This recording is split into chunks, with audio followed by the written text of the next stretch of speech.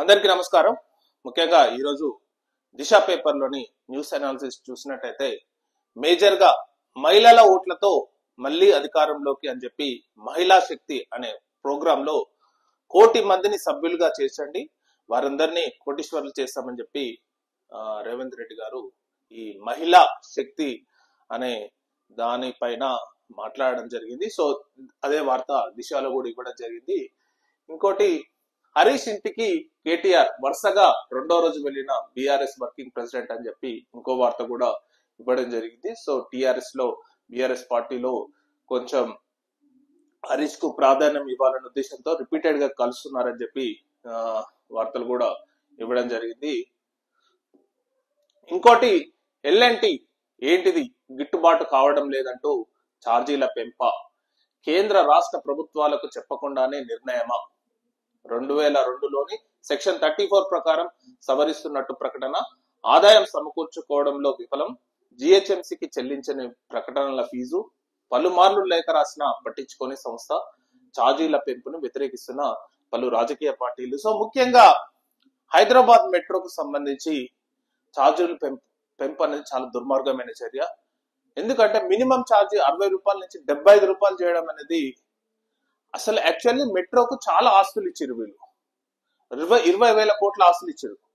అయినా సరిపోకుండా ఇంకా టికెట్ల మీద ఆదాయం తెచ్చుకోవడం అనేది చాలా దుర్మార్గమైన చర్య. యాక్చువల్లీ హైదరాబాద్ మెట్రో అనేది ఒక సర్వీస్ ఓరియంటెడ్, అంటే హైదరాబాద్ లో ట్రాఫిక్ ఎక్కువ ఉంది, ట్రాఫిక్ ని తగ్గించుకోవాలనే ఉద్దేశంతో హైదరాబాద్ లోని చాలా ఆస్తులని ఎల్ఎన్టీకి కట్టబెట్టి వాళ్ళు 20,000 కోట్లు 25 కోట్లు అసలు ప్రాజెక్టు ఏమైతే 25,000 కోట్లు అవన్నీ ఆస్తులు ఇచ్చేసి మీరు నడపండిరా బాబు అంటే వీళ్ళు గడికోసారి ఈ రేట్ల మీద టికెట్ల మీద ఆదాయం పెంచుకోవడం అనేది పుట్టి దుర్మార్గమైన చర్య. మరి ఈ విషయంలో గవర్నమెంట్ కి చెప్పి చేసిరా లేకపోతే వాళ్ళు చేసిరా తెలియదు, కానీ ఇప్పుడు మినిమం కనీస ఛార్జీ 12 రూపాయలు అంట, గరిష్ట ఛార్జీ 75 రూపాయలు అంట. సో ఈ విధంగా దీనిపై ముఖ్యంగా కమ్యూనిస్ట్ పార్టీ సిపిఎం పార్టీ రాష్ట్ర కార్యదర్శి అయిన జాన్ వెస్లీ గారు స్పందించడానికి సిద్ధంగా ఉన్నారు. ముఖ్యంగా జాన్ వెస్లీ గారితో మాట్లాడదాం.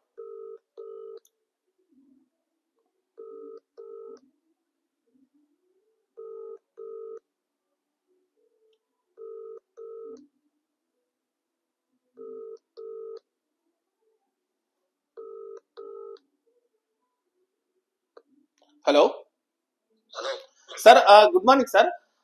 ఏం లేదు సార్, ముఖ్యంగా ఈ రోజు ఎల్ఎన్టీ ఏంటిది గిట్టుబాటు కావడం లేదంటూ ఛార్జీల పెంప, అంటే ముఖ్యంగా ఈ ఛార్జీల పెంప అనేది చాలా దుర్మార్గమైన చర్య సార్. ఎందుకంటే ఎల్ఎన్టీకి ఆల్రెడీ వాళ్ళు పెట్టిన 25 కోట్లకు 25 కోట్ల ఆస్తులు తీసుకొని ఈ రోజు ప్రజలపై టికెట్లపై ఆదాయం పెంచుకోవడంలో ఇది సరైన నిర్ణయం కాదు సార్. దీనిపై మీరు ఒక్కసారి స్పందించండి సార్. ఎందుకంటే ఇది మినిమం ఛార్జ్ 12 అంట, ఇప్పుడు గరిష్ట ఛార్జ్ 75. అంటే ఇప్పుడు నేను సపోజ్ ఎల్బీ నగర్ వెళ్ళి మియాపూర్కి వెళ్ళాలంటే 75 రూపాయలు కట్టాలి, ఇది వరకు 60 రూపాయలు, అంటే 15 రూపాయలు పెంచడం జరిగింది సార్.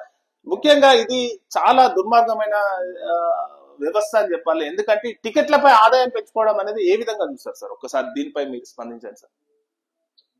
ఇప్పటికే దేశవ్యాప్తంగా ఉండేటటువంటి మెట్రోల్లో ఢిల్లీతో మిగతా నగరాలతో కూడా పోల్చుకున్నప్పుడు హైదరాబాద్ లోనే ఎక్కువ ఉన్నాయి. అట్లాగే మొత్తం ప్యాసింజర్స్ వల్ల వాళ్ళు ప్రయాణాలు చేస్తున్నటువంటి దాని వల్లనే 650 కోట్ల రూపాయలు మెట్రోకి వస్తున్నాయి. ట్యాక్స్ ద్వారా కూడా 250 కోట్ల రూపాయలు మెట్రోకి వస్తున్నాయి. ఈ రూపంలో ట్యాక్స్ ద్వారా కానీ ఈ రూపంలో దాన్ని సవరించి సరి చేసుకోవాల్సినట్టుగా ఉంది. ఇప్పటికే దాని ఒప్పందానికంటే అదనంగా ప్రభుత్వంతో చేస్తున్నటువంటి ఒప్పందానికంటే అదనంగా ప్రయాణికులతో ఛార్జీలు పెంచుతున్నారు ఇంతకు ముందు. అవును సార్, అవును. ఇప్పుడు మళ్ళీ పెంచి అదనంగా ప్రజలను దోపిడీ చేయడం, ఆ రకమైనటువంటి సౌకర్యాన్ని ప్రజలకు ఉపయోగం లేకుండా చేయడం అనేది సరైనది కాదు.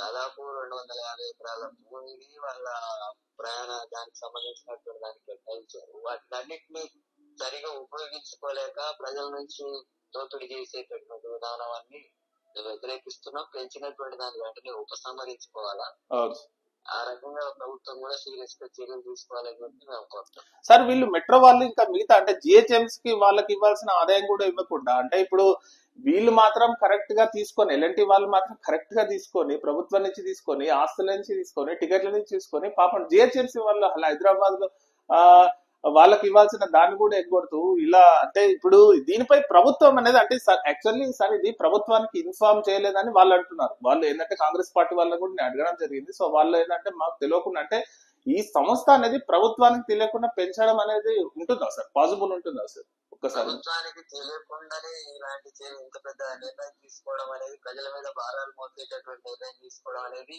జరగదు. అయితే నష్టాలు వస్తున్నాయి అనేటటువంటి పేరుతో ప్రభుత్వం మీద ఒత్తిడి తీసుకొచ్చి ఇలాంటి చర్యలకు పాల్గొంటున్నారు. అట్లాగే ఎల్ఐటి వాళ్ళు ఆ ప్రభుత్వంలో కొంత లాబీ నడిపి కూడా ఇటువంటి చర్యలకు పాల్పడుతున్నారు. అవును సార్. అందుకని ప్రభుత్వం సరే ఇంతకు ముందు తెలియదు, ఇప్పుడు తెలిసైనా వెంటనే జోక్యం చేసుకుని దాన్ని అరికట్టాలి కదా. అవును సార్. ఇంతకుముందు తెలియకుండా జరగదని, తెలియకుండా జరిగింది అనుకుంటే ఇప్పుడు తెలిసి ప్రజల మీద ఇంత పెద్ద భారాలు మోపినప్పుడు వాటిని వెంటనే స్పందించి దాన్ని నిలిపివేసి దానికి సంబంధించినటువంటి చర్చలు జరిపి వాళ్ళ సమస్యను పరిష్కరించడానికి తగిన చర్యలు తీసుకోవచ్చు కదా. అవునవును సార్.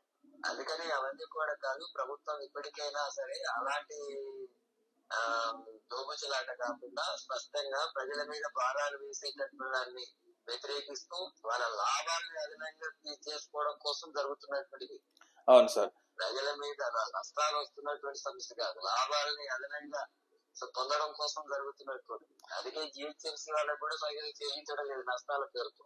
అవును సార్. అవును, నష్టాల పేరుతో వాళ్ళని చెల్లించడం లేదు. వాటికి యాడ్స్ రూపంలో వచ్చినటువంటి వాటిని, తర్వాత ప్రయాణికుల నుంచి వస్తున్నటువంటి వాటిని పొందుతూనే మళ్ళీ ఇప్పుడు అదనంగా పెంచడం అనేది దేశంలోనే ఎక్కడ లేదు రేట్లు. అవునవును సార్. అందుకని అది ప్రజల అవసరాలకు ఉపయోగపడేటట్టుగా ఉండాలి తప్ప దోపిడీ చేసుకోవడానికి పెట్టినటువంటిది కాదు మెట్రో అనేది.